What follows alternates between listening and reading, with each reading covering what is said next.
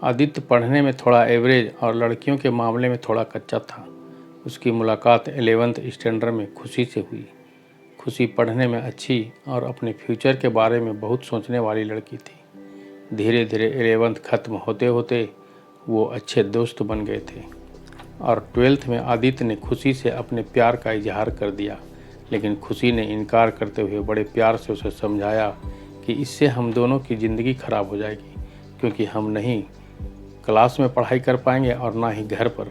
आदित्य को खुशी की बात थोड़ी बुरी लगी, लेकिन फिर उसे समझ में आ गया कि खुशी सही कह रही है और उसमें अपने फ्यूचर और पढ़ाई पर फोकस करना शुरू कर दिया।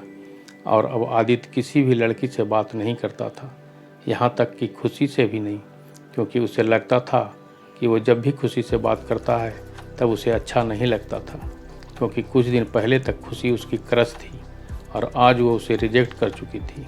और आदित्य इन सब बातों को नज़रअंदाज करते हुए अपने इंटरमीडिएट की परीक्षा मेहनत करके पूरे स्कूल में फर्स्ट आ गया। बाद में आदित्य दिल्ली के एक कॉलेज से बीटेक करने लगा और वहाँ भी वो किसी लड़के से बात नहीं करता था, क्योंकि खुशी ने उससे जो भी बातें कही थी कहीं न कहीं उसके दिल में बैठ गई थी। जब भी उससे कोई लड़की बात करने आती वो मुंह मोड़ लेता।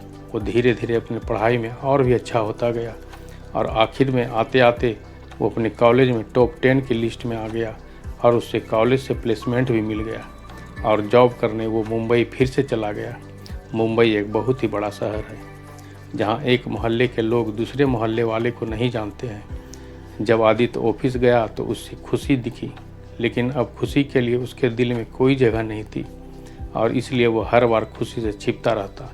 इसलिए नहीं क्योंकि वो उससे नाराज़ था, बल्कि इसलिए क्योंकि वो फिर से खुशी की ज़िंदगी में नहीं आना चाहता था। लेकिन वो कहते हैं ना कि भगवान की मर्जी के आगे किसी की नहीं चलती है।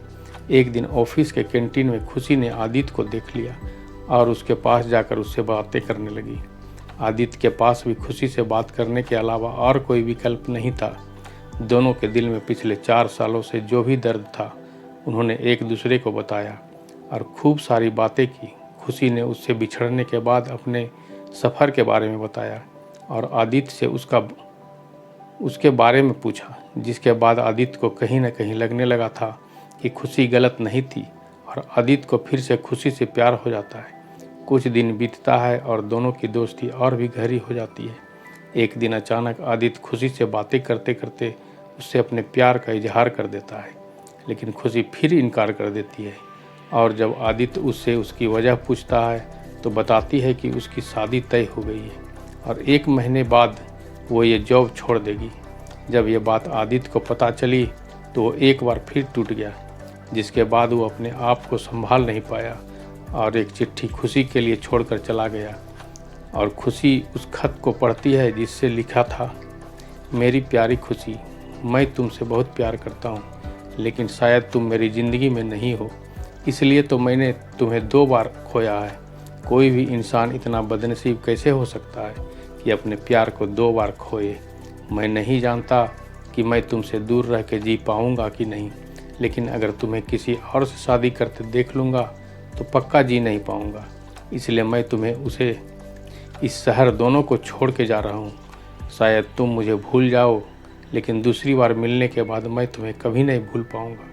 मैं भगवान से प्रार्थना करता हूँ कि वो तुम्हें और तुम्हारे होने वाले पति को हमेशा खुश रखे। तुम्हारा प्यार आदित्य। खत पढ़ने के बाद खुशी रोने लगती है और आदित्य को बहुत ढूंढा पर वो कहीं भी नहीं मिला। बाद में खुशी ने अपने परिवार की खुशी के लिए अभिषेक से शादी कर ली, लेकिन खुशी को आज भी ये बात हमेशा सताती रहती है कि आदित्य कहाँ होगा, किस हाल में होगा। यहाँ तक तो उसे भी पता नहीं है कि आदित्य जिंदा भी है या नहीं। एक तरफ खुशी अंदर ही अंदर घुटती रहती है, लेकिन दूसरी तरफ वो एक परफेक्ट बहू, परफेक्ट पत्नी, परफेक्ट माँ भी है, जिससे उसके परिवार वाले हमेशा प्यार करते हैं और हमेशा प्यार करते रहेंगे। हमें ये तो नहीं पता कि खुशी ने 12th स्टैंडर्ड में जॉब टाइम पर आदित्य को ठुकरा के गलत किया या सही, लेकिन आदित्य ने साबित कर दिया कि वो खुशी से सच्चा प्यार करता है और इस बात का एहसास शायद खुशी को भी हो चुका था और इसलिए शायद आज खुशी अपने आप को माफ़ नहीं कर पाई।